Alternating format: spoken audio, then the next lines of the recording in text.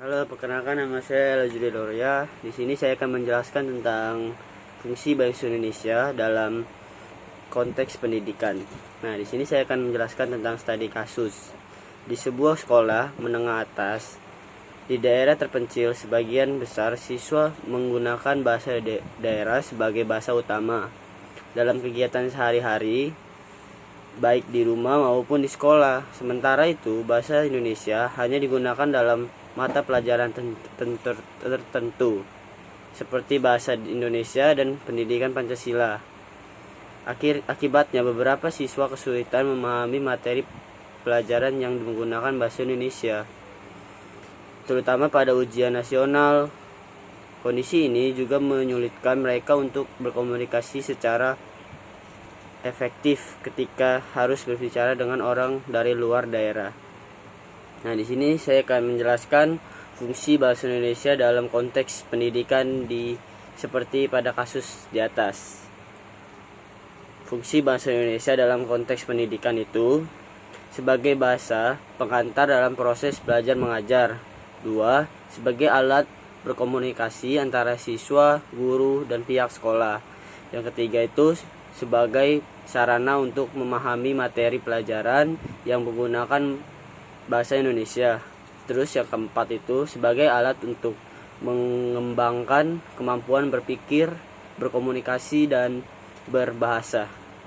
Terus saran-saran dan langkah-langkah yang dapat dilakukan oleh pihak sekolah untuk meningkatkan penggunaan bahasa Indonesia di kalangan siswa tanpa mengurangi penghormatan terhadap bahasa daerah mereka ialah: yang pertama itu sarannya mengintegrasikan bahasa Indonesia dalam kegiatan sehari-hari. Guru dan staf sekolah harus menggunakan bahasa Indonesia dalam berkomunikasi sehari-hari. 2 itu meningkatkan frekuensi penggunaan bahasa Indonesia dalam mata pelajaran selain bahasa Indonesia dan pendidikan Pancasila. Mata pelajaran lain juga harus menggunakan bahasa Indonesia sebagai bahasa pengantar. Yang ketiga itu mengadakan kegiatan bahasa. Sekolah dapat mengadakan kegiatan seperti debat, pidato, dan puisi untuk meningkatkan komunikasi, kemampuan berbahasa siswa dan siswi. Terus yang keempat itu menggunakan media dan sumber belajar yang menggunakan bahasa Indonesia. Sekolah dapat menggunakan buku, video, dan sumber belajar lain yang menggunakan bahasa Indonesia. Yang kelima itu mengadakan kerjasama dengan sekolah lain. Sekolah dapat mengadakan kerjasama dengan sekolah lain untuk meningkatkan kemampuan berbahasa siswa melalui kegiatan pertukaran pelajar atau proyek bersama.